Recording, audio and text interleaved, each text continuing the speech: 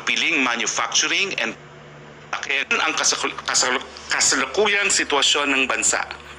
Una, malaki ang naging impact ng lockdown sa kaso ng COVID, ngunit malaki rin ang naging epekto nito sa ating ekonomiya. Limitado ang government resources, kaya kinakailangan natin na mag-generate ng resources para sa pangmatagalang laban sa COVID. Kailangan ibalanse ang kaligtasan at ekonomiya. Sa hinaharap, kung walang economic interventions, ang mga kakalabasan ay mas makakadulot ng pinsala kesa sa epekto ng COVID. Balitang IAFTA tayo. Kahapon po, naapruban po ang Resolution number 35 na naglalagay sa green o ang tawag po nila dito ay low-risk areas at hindi na po siya mapapasailalim sa community quarantine. Makikita niyo po sa mapa kung ano itong mga low-risk areas. Sa Luzon po, sa Region 1, ito po ang Ilocos Norte, Ilocos Sur, La Union, Pangasinan, Dagupan City.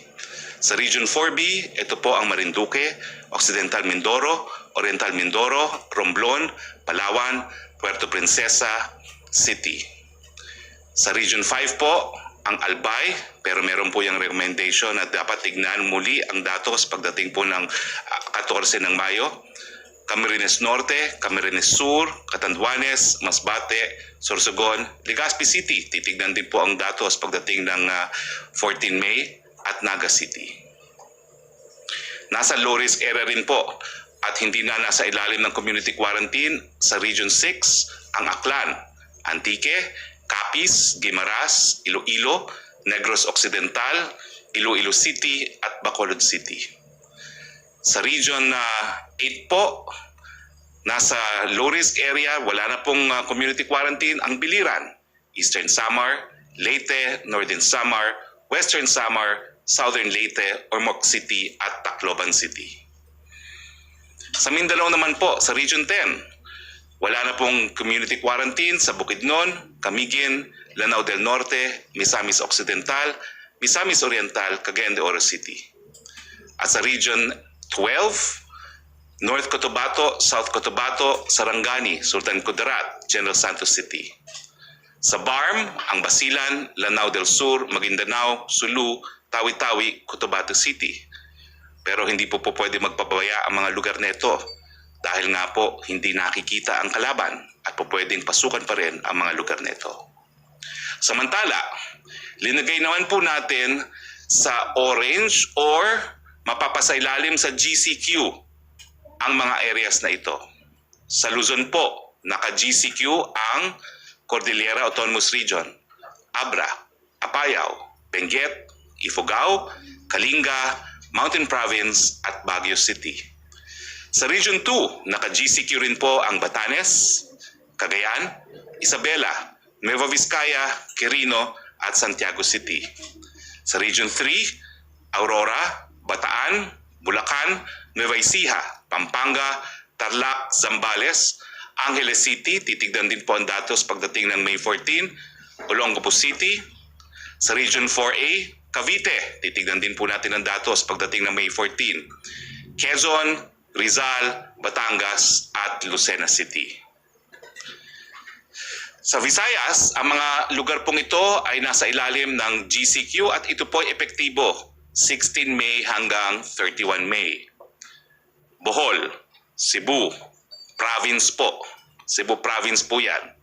Negros Oriental, Siquijor, Mandaue City at ang Lapu-Lapu City. At sa Mindanao naman, nasa ilalim po ng GCQ sa Region 9.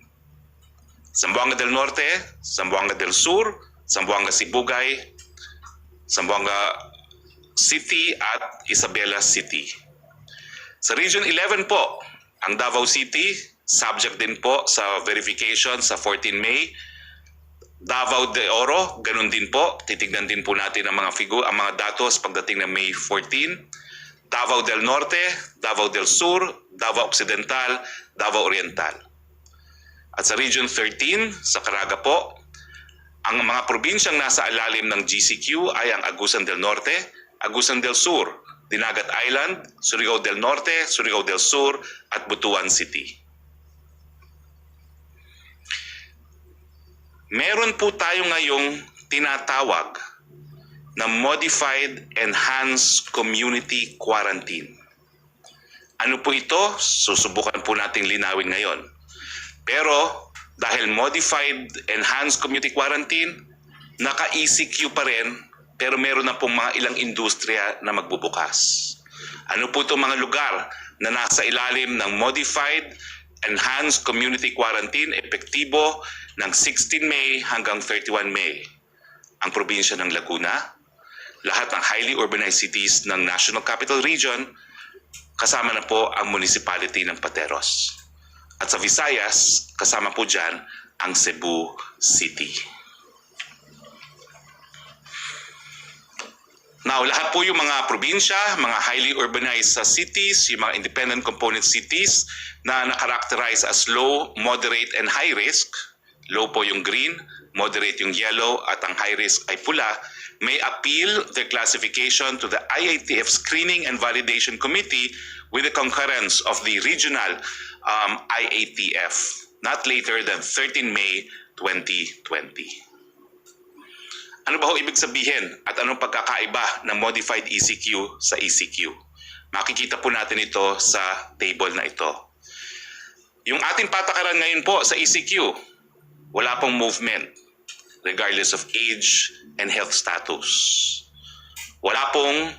Halos wala pong economic activity except dun sa mga utility services, gaya ng pagkain, power at tubig, at other economic sectors. No? Wala pong transportasyon ng pampubliko at wala rin pong physical na mga klase. Sa ilalim po ng Modified ECQ, limitado po ang movement ng tao para po sa pagkuha ng essential services and work. Ang pagkakaiba po, bubuksan natin unti-unti ang ekonomiya. Magkakaroon po ng operasyon ang piling manufacturing and processing plants up to a maximum of 50%. Ano po itong mga industriya nito? Isasapinal po ngayong araw yan. At bibigyan natin ng anunsyo kung hindi mamayang hapon. Bukas po, magkakaroon din tayo ng press briefing. Wednesday, normally wala pong press briefing. Magkakaroon po tayo bukas para idetalye kung ano po yung naapruba ng IATF ng mga industriyang magbubukas.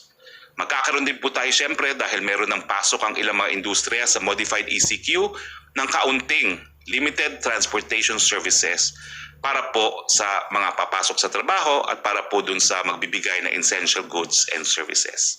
Suspendido pa rin po ang lahat ng klase sa lahat ng antas.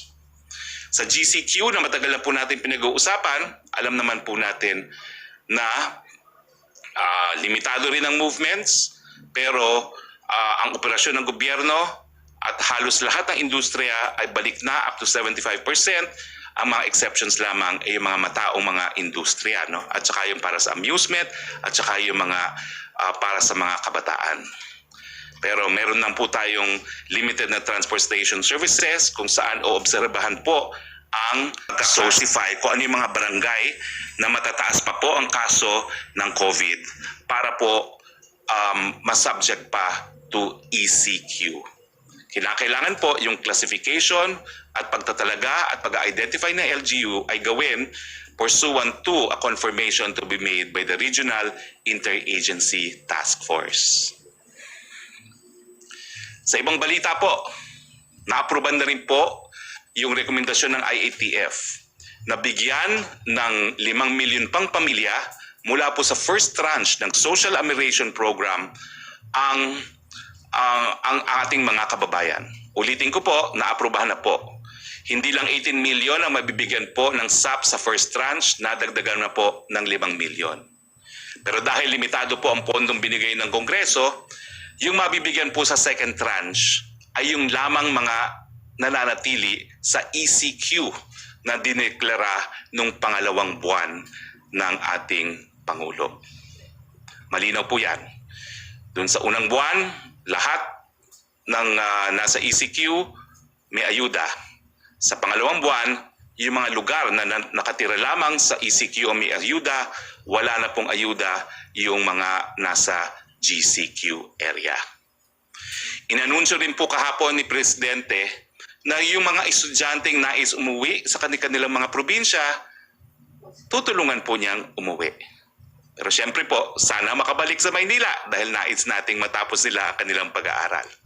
Ito po ang Hatid Estudyante Program. At uuwi po ng presidente natin ang mga estudyante sa pamamagitan ng riles, barko, bus, at eroplano. Magbibigay po ang presidente ng konting ayuda sa kanila para makauwi. Sapat po ito para sa pamasahe, sa kanilang pagkain habang bumabiyahe at kaunting pabaon. Now, bubuksan ko na po ngayon ang floors para po sa mga katanungan ng ating mga kasama sa Malacanang Press Corps. Uulitin ko po kung ano yung mga industriya, isinasapinal po yan. Ano yung mga lugar na mapapasailalim sa ECQ, nasa lokal na pamahalaan po yan. Pero bago pala tayo magpunta sa question and answer, para maintindihan natin kung ano yung proseso na dinaanan at nagkaroon tayo ngayon ng modified ECQ, minabuti na po naming imbitahin ang mga dalubhasa dahil ang criteria nga po ay nakabase sa siyensya, yung pagbilis ng COVID-19 at yung kahandaan na magbigay ng medical services. So nandito po kasama natin muna si ECQ Vergere, ang tagapagsalita po ng DOH, at siya po ay magpipresenta ng proseso na ginamit natin para magkaroon ng classification ng modified ECQ kung saan dun sa mga lugar na modified ECQ ay meron pa rin mga zones na mananatili under ECQ as we know it. Welcome to the program. Welcome to the press briefing, ECQ Maria Rosario Vergere. You have the floor. Magandang hapon po. Good afternoon, Secretary Harry Roque, at magandang hapon po sa inyong lahat. Ako po ay nandito representing the Department of Health together with Dr. John Wong, who is our expert who has helped us complete these recommendations para po sa ating interagency task force. Ito po ay nakumpleto, itong mga datos na to para sa decision making ay nakumpleto base po sa tulong-tulong na pag-aaral at pagdidiskusyon ng ating interagency task force sub-technical working group on data analytics, which is headed by ECQ Lilibet David of the Department of Health. So next slide please. So umpisan po natin itong pag-uusap natin at pagpapaliwanag namin dito po sa aming nagawang decision making na sinasabi natin. Ano po ba ang mga naging basihan natin para magawa po natin ang rekomendasyon at maibigay sa ating interagency task force. So this slide would show you the considerations for the decision making that was done. So unang-una po, ang alam nating lahat, of course, we base it on health. Doon po sa ating health na mga konsiderasyon, atin pong unang-unang tinignan ng LGU Epidemic Response Framework. Dito po natin nakikita sa framework na ito kung ano po ang klasifikasyon ng bawat local governments natin para masabi natin kung ito ay low risk, moderate risk, or high risk. Also, sa kaalaman po ng lahat, ito ang lagi nating ipinapaliwanag sa lahat ng mga tao, ito pong ating case doubling time and critical care utilization rate. Ito po yung dalawang health indicators na atin pong ginamit mula po tayo ay nag-umpisa para magbigay desisyon for general community quarantine and enhanced community quarantine. Alongside with this, we have the phases of a pandemic, which is recognition and preparation, initiation and deceleration, and the acceleration phase, which can be likened similarly dun po sa ating epidemic response framework of having low risk, moderate risk, and having high risk. So ito pong mga konsiderasyon na ito sa pangunahin natin na mga considerations or basis for decision making ang ating mga ginamit, no? Pero nagkaroon na rin po ng mga other considerations because we would want that it be as comprehensive and complete as possible kapag tayo po ay nagdesisyon considering the other factors as well aside from health. So we had second would be the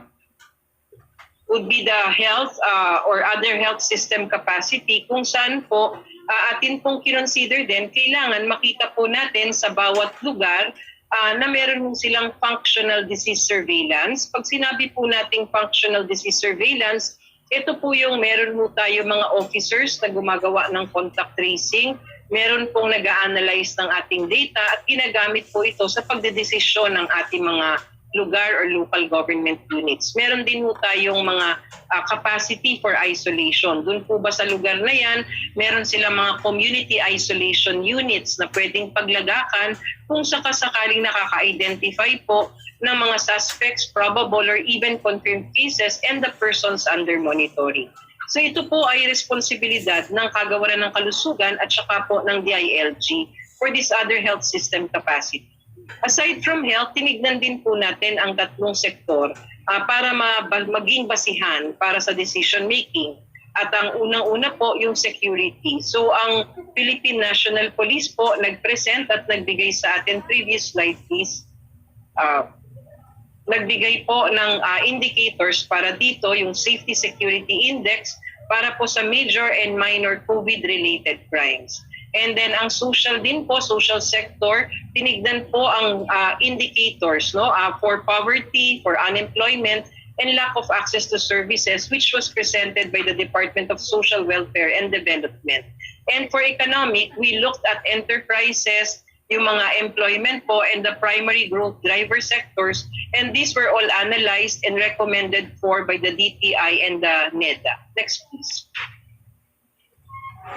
Next. So with those factors, tinignan naman po natin yung ating LGU Epidemic Response Framework.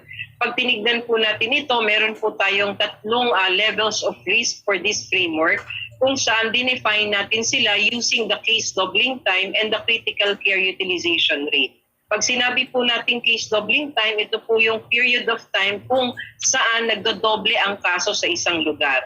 At yun naman pong critical care utilization rate, ito po yung tinitignan natin, yung mga critical care facilities and equipments na meron ng isang lugar. So mentras na umiikli ang panahon sa case doubling time natin, mas magandang mas pangit na indikasyon para sa isang komunidad. Compared to critical care utilization rate na mas konti ang utilization, mas maganda ang binibigay na sinyales nito para sa isang lugar. So low risk would be those with greater than 30 days na case doubling time at less than 30% regional critical care utilization rate. Ang moderate risk po natin ay yung may 7 to 30 days na case doubling time and ang kanyang regional critical care utilization rate is 30 to 70%. And of course, the high risk, less than 7 days po ang case doubling time, ibig sabihin napakabilis po ng pagdodoble ng kaso sa bawat araw at meron ho siyang greater than 70% na critical care utilization rate na ibig sabihin most of their facilities, almost 70% ay nagagamit na at 30% na lang po ang natitira para po magamit ng populasyon. Minsan it can be even higher than 70%. So pag tinignan ho natin itong tatlong risk factors or risk levels for this response framework, kapag low risk po, we implement the minimum health standards. There would be movement or mobility of people, but minimum health standards should be in place. Pag moderate risk po, dyan po tayo nagpapatupad ng general community quarantine. And for high risk, that is where we implement the enhanced community quarantine. Next, please. Next slide, please.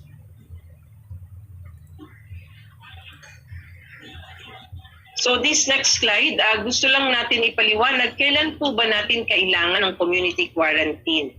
So base po dun sa mga napag-usapan natin kanina, dun sa response framework, ang ating mga LGUs will be classified as to having low risk, moderate risk, and high risk.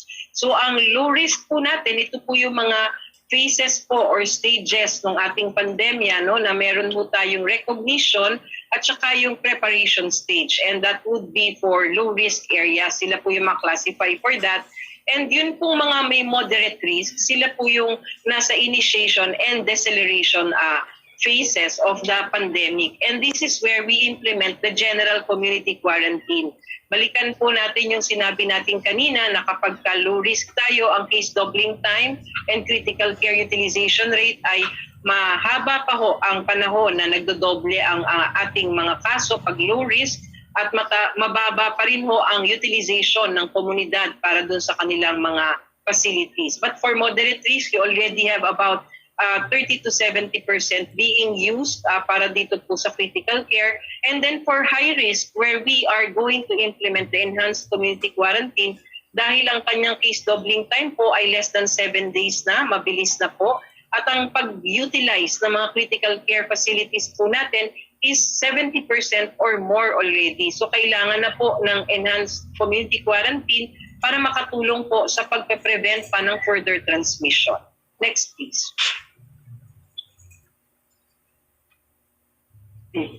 And then this would be the LG response framework kung saan sinasabi natin at inuulit po natin kung ano ang mga kailangang aksyon base sa risk level na na-identify po or na-classify ang isang local government unit.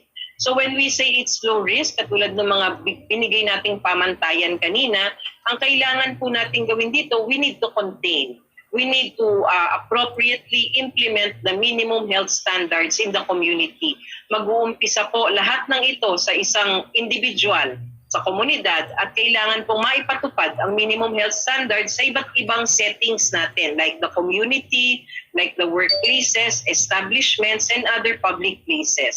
Kailangan din po, while we are at this level, kailangan makapacitate na po natin ang health system hanggang wala pa ho tayong ganong kaso, para po makapag-prepare and eventually will be ready kung sakasakali pong malipat ang risk level niya to moderate or high risk. Pag moderate risk po ang isang LGU, dito po pumapasok yung pagpapatupad natin ng general community quarantine. This is on that phase of mitigation. We have to monitor enforcement of these minimum health standards for moderate risk at kailangan po nagkakaroon na ng enabling environment ang mga settings natin, like for example for workplaces, even in establishments kung saan meron na ho tayong ipapatupad na engineering or administrative controls para to prevent further transmission. Katulad po sa workplaces, naglalagay po ng administrative control, katulad ng mga alternative working arrangements like working from home o kaya may scheduling po ang pagpasok sa trabaho. These are forms of these controls na pwede nating gamitin para maipatupad po natin ang health standards natin. And of course, for high risk, we have the enhanced community quarantine. And our major goal here is to suppress the transmission of infection and further increase cases.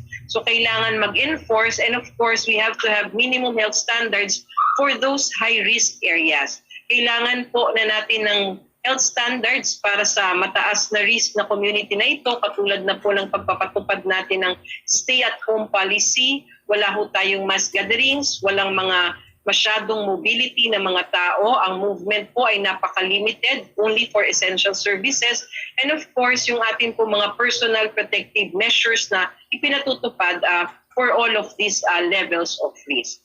So ito po yung ating mga naging basihan at mga naging rekomendasyon para po sa actions, para po dito sa ating general community quarantine and enhanced community quarantine at sa classifications po ng ating mga local government units. I will now turn you over to Dr. John Wong to explain to all of us the different epidemiological measures that we have used and how we have come up with the decision that was recommended to the IATF. Dr. John Wong, over to you.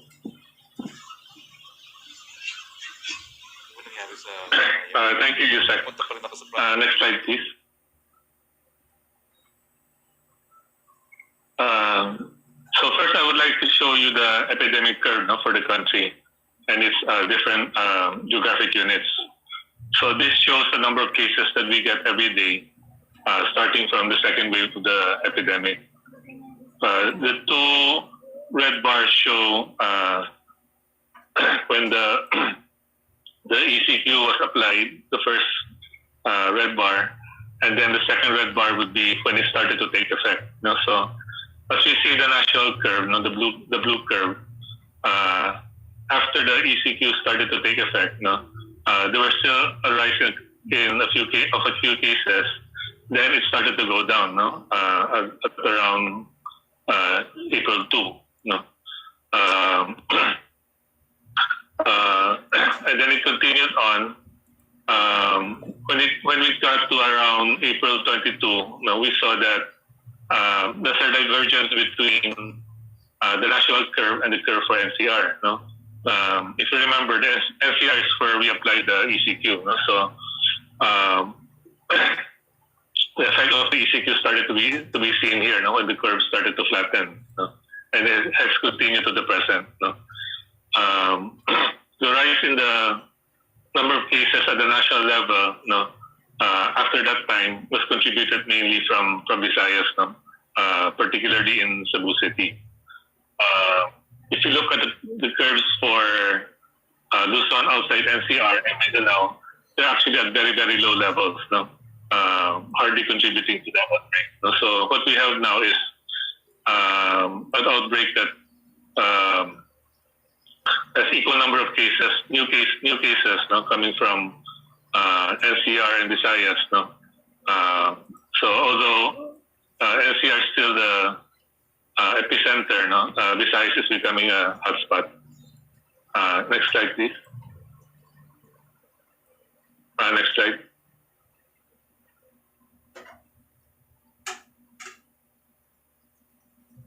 Next slide, please.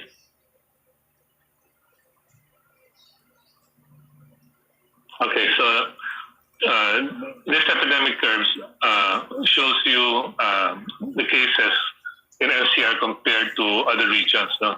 So I just want to call your attention to the latter part of the curve that shows the small outbreaks, no, in close settings, no, in Cebu and in Cebu, no, 2 in Cebu City and 1 in Mandawi City. So this is the reason for the recent uptick in cases. Next slide. So this is a set of 4 doubling time curves that shows you the story of the outbreak. No?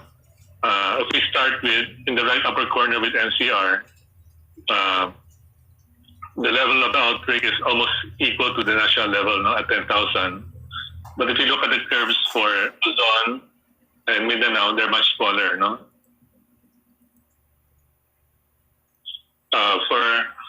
For Luzon, the level of the outbreak is about 1,000, and for Mindanao, it's at about 100. No? So much smaller outbreaks. No? But if you go back to the curve in Luzon, for both curves, no, for the number of cases and mortality, we also see that after ECQ started to take effect, no, the curve started to bend. No? So they're now almost parallel to the 30-day doubling time line. No? Whereas when they started, they were near the 3-day line. No? For Luzon, no, they started curving much earlier. Both are almost flat now. For Mindanao, same thing. No? For the mortality doubling time of Mindanao, no, it's actually exceeded the 7-day line. No? So the recent hotspot now is in Visayas. No? So although it slowed down early and was parallel to the 7-day line, it remained parallel until now. No? It hasn't exceeded the 7-day line. No? So this is an area we have to watch out closely. Next slide, please. Doc, Dr. Wong, excuse me, I'm sorry. Can you please repeat the previous slide, Doc? Hindi daw nag-show sa screen kasi kanina. That one. Thank you. Okay. So this is an epidemic curve broken down in terms of which cases are from NCR and which cases are from outside NCR. No? So I just wanted to call your attention to the right part of the graph, the latter part of the graph that shows the cluster of cases that contributed to the recent uptick of cases. No? So we have 2 clusters in Cebu City and 1 cluster in Mandawi City. Next slide. Next slide. Okay. So aside from case doubling time, the other indicator we're using to classify the risk level of the provinces and cities is critical utilization. No, so as we know, the reason we apply ECQ, no, is to buy time for the health system. No? So this is the most recent data.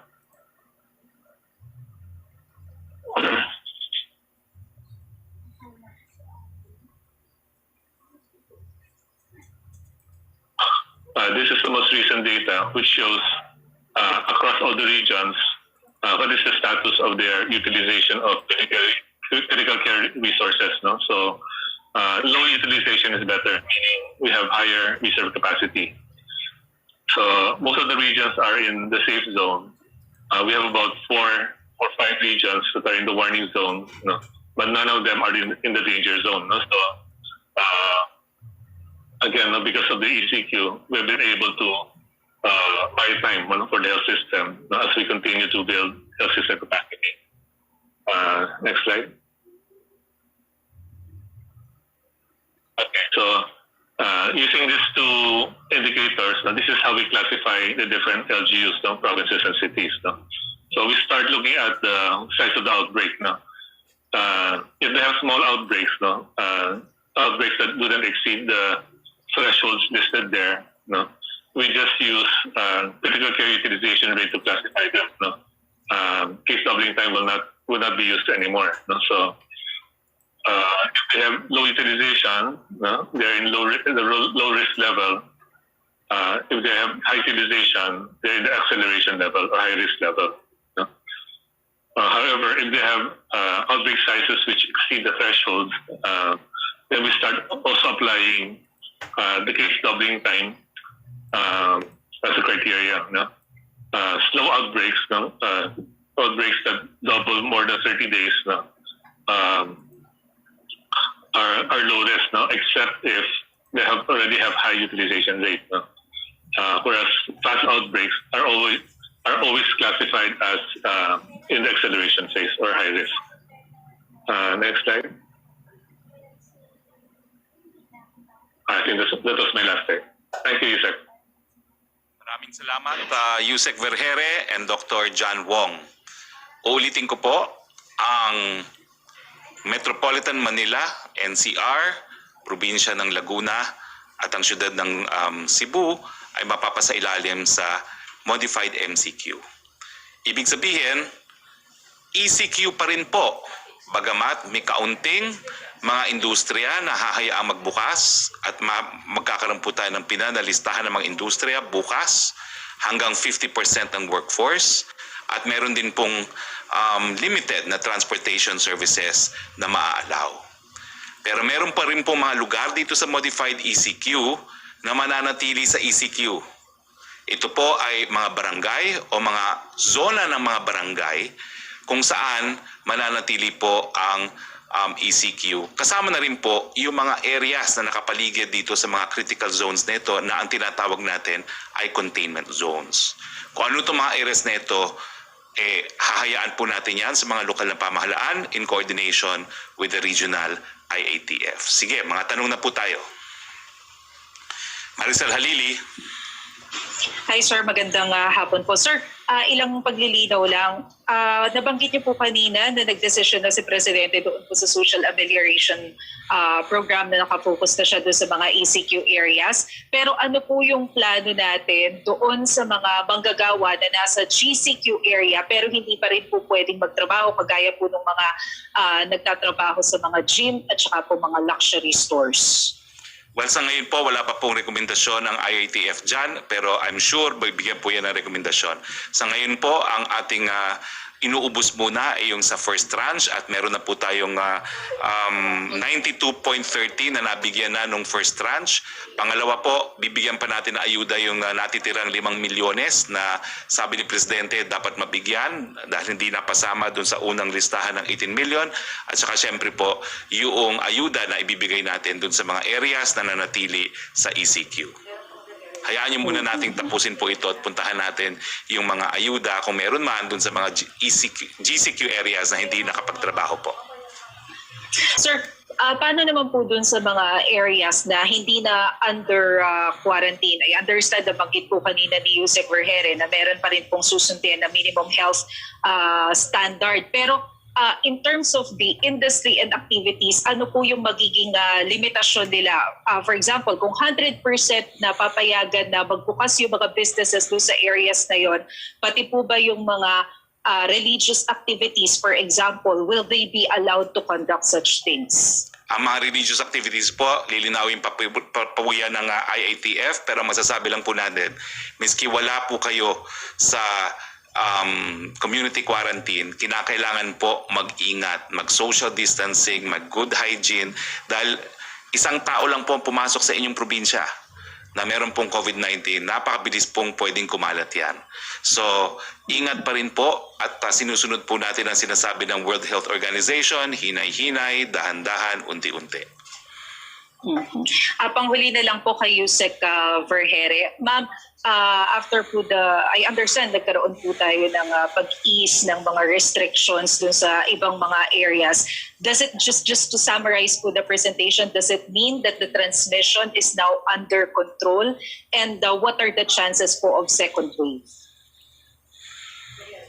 Yes, ma'am. Thank you for that question. So, hindi po natin sinasabi that we have already controlled, no? Kaya nga po, tayo ay magpapatupad ng ating mga minimum health standards na sinasabi. Although area might be identified or classified as low risk, they still need to implement the minimum health standards that we will be providing na nandyan po sa ating mga protocol. Yun pong posibilidad ng second wave, ito po ay isang bagay na gusto nating maiwasan at pinaghahandaan natin. Kaya nga po ganito po tayo mag-classify ng ating mga lugar at ganito po natin ipinatutupad ang shifting or transitioning from a GCQ to a low-risk area, to a moderate, to low-risk. Hindi po natin binibigla iyan. And ang lagi nga nating sinasabi, kahit na nagpapakita na po ng indikasyon na maganda, no, because case logging time is humahaba na po ang ganon, ang ating mga case logging time at critical care utilization sa ibang lugar ay makikita po natin na talagang nakakapaghanda at nakakaagapay. Hindi pa rin po tayo pwedeng maging complacent. Kailangan pa rin tayong vigilant, kailangan pa rin gawin lahat ng minimum health standards so that we can prevent further infections. Maraming salamat po. Maricel, kung dadagdag ko lang, no, talagang ang solusyon lang dito sa COVID-19, bakuna at gamot. Habang walang bakuna, habang walang gamot, meron pa rin po tayong problema. Kahit anong classification ninyo, kinakailangan ilagay nyo po sa inyong mga isipan. Habang walang vaccine, habang walang gamot, meron pa rin banta. Thank you, Secretary. Next question, kay Yusek Roque. Secretary, from Irene Taliping of Abante Tonight, marami pong barangay officials ang hindi sumusunod sa utos ng DILG na ipairal ang transparency sa mga pamamahagi ng SAP, lalo na sa mga malalayong probinsya. Hindi daw po nagpapaskil ng mga listahan kung sino-sino mga nabigyan ng tulong dahil ang ilan sa mga ito kamag-anak umano ng chairman o ni Kagawad. Maaasahan ba natin na sa mga susunod na araw may masasampulan na daw ang DILG dahil sa pagsuway sa inilabas na direktiba? Well, sa katunayan, 183 cases na po ang iniimbestigahan ng ating DILG dahil ang talagang mensahe ng Pangulo, sa mulat-mula pa inaasahan niya na merong magkakana nitong ayuda na para sa mga pinakamahihirap sa atin. No? Kaya ang kanyang mensahe sa DILG, sa kapulisan, sa NBI, kinakailangan sampulan niya ang mga gumagawa ng kababalaghan dahil kinakailangan magsilbing halimbawa na hindi po pwedeng kanain ang pondo para sa pinakamahihirap. Si Joseph Morong. Hi sir, good morning, good afternoon. I know this Zoom tayo. Sir, huwag mo muna akong i-mute. I have several set of questions. I'm sorry, we Sir, have to first. limit it. Just one question and follow up dahil napakadami pong mga questions. Sorry po. Sige lang sir. Anyway, okay. Right now, we have, basis lang muna, no? Premise. We have non-GCQ, GCQ, modified ECQ, and within modified GCQ, the ECQ that we know. Apat na classification, yes? Yes. Alright. I'm interested first dun sa GCQ, sir. Yung movement within ECQ because marami na mga provinces and public transport. Pwede na po ba yung mga commercial flights between GCQ areas and GCQ, ECQ areas? Until the 15th po, wala pang commercial flights but I'm sure the relevant transportation authorities will come up with their guidelines pagdating po ng May 16. Okay, so land and sea travel, sir, wala pa tayo. I mean, yung air and sea travel coming up. Wala pa po, pero I'm sure magkakaroon na po ng guidelines para unti-unti po mabuksan na ang transportation sectors, lalo na yung biyahe between GCQ and GCQ. Sir, interaction, GCQ, ECQ. A worker is working in a GCQ area, Batangas for example, or Cavite, nasa GCQ sila. Pero he lives in an ECQ area, like Metro Manila or maybe Manila. Paano yun? Pwede siyang tumawid? Well, meron na po tayong palantutunan dyan.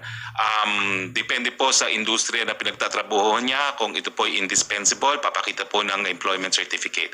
Pero alam niyo naman po, quarantine po yan. Iniiwasan talaga natin yung pagpasok at paglabas ng mga tao. Pero kung kinakailangan po talaga sa pagtatrabaho, meron na po tayong rule na pag between ECQ and GCQ, basta po indispensable industry na hinayaan magbukas, po pwede pong tumawid ang mga manggagawa, magdala lang po ng ID, nagpapatunay na kung saan sila nagtatrabaho at ID magpapatunay kung saan sila nakatira.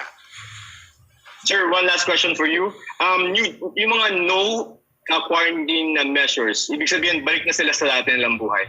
Hindi po, kasi hanggang walang vaccine, kinakailangan minimum health standards. Yung mga minimum health standards, social distancing, good hygiene, temperature control, temperature checks, at iba pang mga prescribe po ngayon ng DOH. Yusek Berhere, can we have you enumerate the minimum health standards, please? Yes, sir. Ang minimum health standards po natin ay may 4 po na classification, no? Progressing into the higher levels of management. Ang unang-una po is we have to have this increased physical and mental resilience. So it starts with the individual, pinapalusog ang katawan, kailangan both physically and mentally. The second would be reducing transmission. Ito po yung ating mga personal protective measures like hand washing, cough etiquette. Nandiyan na rin po yung kapag meron na kayong sakit, huwag na kayong lalabas para makapanghawa pa sa iba. Nandiyan din po yung disinfecting our environment. That's part of reducing transmission. The third is reducing contact. Ito po yung physical distancing natin. Ito po yung limitations in the movement of people. Ito po yung ating mga architectural and engineering controls that we will implement, especially in public places or workplaces and establishments, para po nagkakaroon ng pagkakahiwa-hiwalay ang mga tao. And the last would be reducing the infectiousness or the duration of infection. Ito po yung strategy natin for isolation, that once you identify a person who is symptomatic, you need to already assess and then isolate the patient or do quarantine para po ma-prevent na ang lalo pang paglaganap ng infection. Sir, can you, Yusek Berhere, one question? Go ahead. Okay. Last question. Ma'am, good morning. Good afternoon. Ma'am, yung sa data po natin na present, 11,000 na infection, would you say na yun po yung mga number ng individuals, Filipinos, that have been infected by COVID? Is this the real data, real picture? Well, sa ngayon, sir, that is what we are getting as a result of our testing. Pero ang sinasabi nga po natin, once that we still can expand testing because of our increasing capacity in our health system, we will be seeing more. Kaya nga ang sabi po natin sa mga tao, wag po tayong mababahala kasi for the next days or weeks, makikita po natin tataas pa rin ang kaso, lalong-lalo na po na tumataas na ang kapasidad natin para mag-test ng mga tao. Ma'am, with the relaxation of some of the measures, no, hindi ba tayo worried dun sa interaction between an ECQ area and a GCQ area? Meaning, are we not worried about a second wave? Well, our safeguard for this would be the implementation and enforcement of the minimum health standards that we have identified. If we can implement properly these minimum health standards, and then we will have that safeguard or assurance na yung ating paglaganap ng infection ay makokontrol or mape-prevent natin. Okay, ma'am, thank you for your time. Secretary, thank you for your time. Sino na? Oo, may clarification. Secretary? Oo. Unahin ko Yusek na lang. Berhere, you have clarification on the areas daw?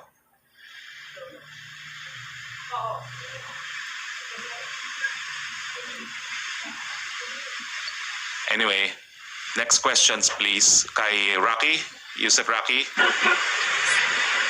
A question from Vance Fernandez, Police Files DZRJ. Sinabi daw po ng Fitch Solutions Country Risk and Industry Research na tingin nila ang ekonomiya ng Pilipinas ay posible daw po magkaroon ng recession. Ano ang plano daw po ng pamahalaan?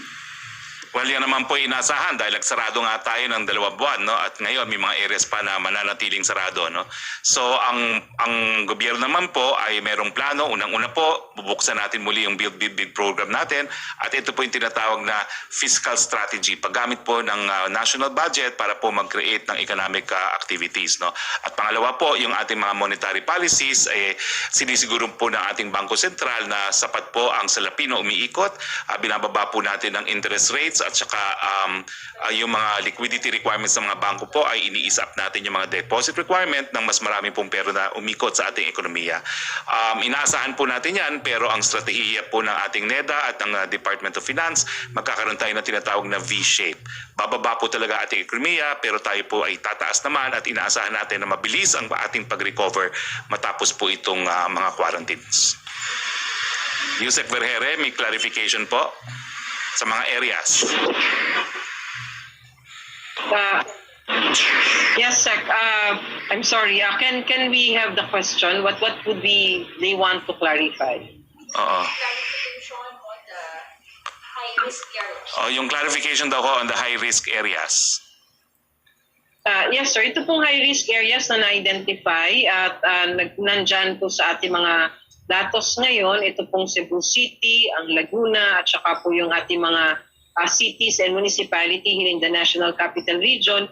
Ito po lahat ay pagdidesisyonan bukas ng ating interagency task force base po sa mga rekomendasyon pa na ibibigay at saka diskusyon na gagawin. So bukas pa po natin malalaman kung ano po talaga yung magiging final for these high-risk areas. Nais ko lang susugan yan. Alam niyo naman kasi, tabi-tabi ang ating mga munisipyo at mga syudad, no? So bagamat ikaw ay nasa labas ng Metro Manila, kung ikaw ay katabi mo ay isang zona o mga grupo ng mga barangay na mataas ang insidente, miski ikay wala sa Metro Manila proper, pwedeng mapasama pa rin kayo dahil depende po yan dun sa zona na madidetermine, no? So hayaan niyo po, bigyan niyo ng sapat na panahon at magkakaroon po talaga na identification kung ano na yung mga areas. At gaya ng aking sinabi, yung mga areas na mananatiling ECQ, yan po idideklara ng mga lokal na mga opisyales. Pia Gutierrez? Get more sense lang doon sa mga area, kung ano yung mangyayari doon sa mga areas outside community quarantine. You said that as long as minimum health standards are present, pwede po may mga activities na pwede. But are physical classes allowed to resume under these areas? Tourism activities, malls and restaurants, will they be allowed to operate? Well, unti-unti po, hinahinay. Wala pa rin po yung mga ganyang aktibidades. Ang klase po, nagdeklara na ang DepEd. August 24 po ang panimula. At pati po yung mga higher education learning institutes ay wala pa rin pong face-to-face classes yan. They need to tap flexible learning processes. Pero sa ngayon po, hindi pa rin po. Yan po ay alinsunod na rin sa pag-aaral na yung mga kabataan talaga, bukod sa meron silang vulnerability, sila yung pinaka maikot, kumbaga. They have very high mobility at sila yung pwedeng magkalat ng virus na ito. So sir, yung seniors and minors, will they be allowed to go outside their houses? Para to sa mga normal areas, no? Again, no, kung hindi naman kinakailangan, habang walang vaccine, habang walang gamot, we encourage you to stay home. Although hindi na kayo pauuwiin, no? But still we encourage you to stay home. Alright, sir. Sir, yung governors sa mga areas outside community quarantine, will they still have the power to impose lockdowns in their municipalities to prevent infections if they feel na there's a need to do so? Meron pa rin pong ganyang kapangyarihan, no? Dahil alam naman natin na ang mga lokal na opisyales know better kung ano nangyayari sa areas nila, but this must be done in coordination with the regional IATF. Alright, sir. Sir, last question. You said that bukas pa po i-identify which industries will be allowed to operate. Pero ano po yung magiging basis natin to determine which agencies and which forms of public transportation will be allowed to operate under modified ECQs? Well, under ECQ, alam naman natin na merong mga indispensable industries na nagpapatuloy, no? Yung pagkain, yung mga BPOs, at yung iba pa, no? Yung mga hospital. No? Tapos meron na rin mga industriya under ECQ na pinayagan. Yung mga priority projects ng gobyerno, yung mga related to climate mitigation. So, lahat po yung industriya na pinapayagan sa ECQ, papayagan din under modified ECQ. Pero magkakaroon ng additional industries bukod dun sa mga priority projects na hahayaan na rin magbukas at malalaman po natin yan bukas. So what will be our basis, sir, to determine which additional industries will be allowed to operate? Of course, the first and foremost is the ability to observe social distancing, good hygiene, at saka syempre yung contribution po to the economy. Alright, thank you, sir. Si Rocky Ignacio again. Okay, Secretary, dalawa yung question ni Francis Wakefield ng Daily Tribune. Kung retain daw po ang ECQ sa Metro Manila, Laguna, Cebu, may expect daw po bang tulong pinansyal ang mga tao outside the first and second tranche ng SAP? May pondo po ba ang government? Yung decision po to retain Metro Manila under ECQ ay dahil kinonsider ang proposal ng Metro Manila mayors at dahil mataas pa rin ang COVID cases? Well, nakita niyo po, no, finalash namin kanina kung ano yung rekomendasyon ng mga mayor at if we could flash it again, parang in parallel naman po ang mga rekomendasyon ng mayor at itong naging recommendation ng IETF. Ang pagkakaiba po sa kanila, gusto nila GCQ for NCR but LGUs are allowed to lock down barangays as needed. Ang na-impose po ngayon is modified ECQ. So it is not ECQ as we know it is not GCQ as we know it, it's somewhere in between. It is a transition. It is a transition phase po, no? At ini-envision natin na pagdating siguro ng matapos ang isang one month, makakapunta na tayo lahat sa GCQ, no? So in that sense, napakinggan po talaga ang hinaing at kagustuhan din ng ating mga lokal na opisyales. Pero again, no, binasi po ito sa siyensya, binasa po ito sa pagkalat ng sakit at saka yung capability na magbigay ng critical care at saka yung impact sa ating ekonomiya. Comment daw po from Malacanang sa pagka-PI sa isang netizen who posted in social media that he will grant 50 million pesos to anyone who will kill President Duterte. Ano po ang reaction ni PRRD tungkol dito? Well, yan po ay nasa kamay na ng ating mga law enforcement agencies. Hayaan po natin gawin nila ang trabaho nila. Kung mayroong prima facie case for any case, kasuhan siya at mabibigyan naman po siya ng pagkakataon na patunayan kung na hindi siya nagkasala sa ating hukuman sa takdang panahon. Joyce Balancho. Joyce Balancho, next one please. Rocky, Yusek Rocky. Okay, sir. From Belia Cariaso ng Bandera, paki-clarify po sana yung announcement ni President Duterte about sa NPA. Nag-offer po siya ng 2 million na pabuya sa kada mahuhuling NPA commander. Yung change ng identity, applicable ba yon sa mga matuturong NPA members? I think yung change of identity has something to do dun sa witness protection program, no? Kasi po pwedeng mabigyan ng new identity.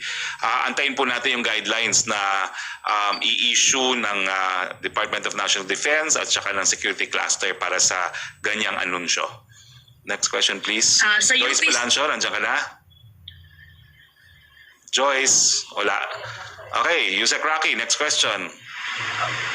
Tanong pa rin ni Belia Cariaso, sa UP study na 24,000 ang tatamaan ng COVID at 1,700 ang mamamatay by June sakaling may premature lifting ng lockdown.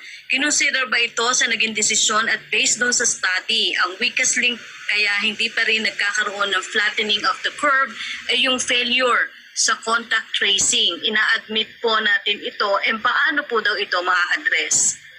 Well, unang-una, no, obviously, pinakinggan natin ang siyensya. Kaya nga po, modified ECQ pa rin tayo. Naka-ECQ pa rin po tayo, bagamat bubuksan natin yung mas marami pang mga sektor ng ating ekonomiya. But we continue to be in ECQ because of the continuing threat. No?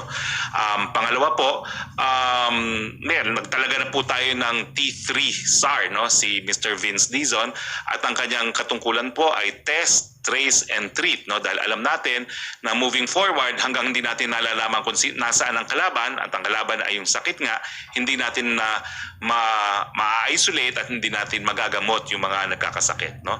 So asahan niyo po, kasama po yan sa overall strategy ng ating gobyerno. In fact, yan nga po yung strategy natin ngayon, T3, test, trace and treat.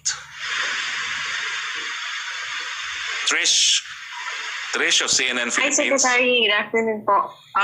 Sir, may papasok po kasing bagyo and although hindi pa natin tayo sure kung saang areas tatamaan, paano po nito maaapektuhan yung pag-i-implement ng minimum health standards or minimum health requirements doon sa mga areas na kailangan mag-evacuate, like for example in the Visor region, which is now under GCQ na po or starting May 16 under GCQ na po. Well, kinakailangan po talagang subukan pa rin yung minimum health standards, lalong-lalo na yung social distancing dahil ito pa ngayon po ang pwede natin gawin para mapabagal yung pagkalat ng sakit. Alam ko po, napakahirap na meron tayong COVID-19, meron na naman darating na sakuna, na bagyo, pero sama-sama tulong-tulong kaya po natin ito. Intindihin lang po natin na hindi normal ang mga pagkakataon. Bagamat mahirap yung mga magre-relocate, kinakailangan po meron pa rin kahit papanong effort na magkaroon ng 1 meter distance sa isa't isa.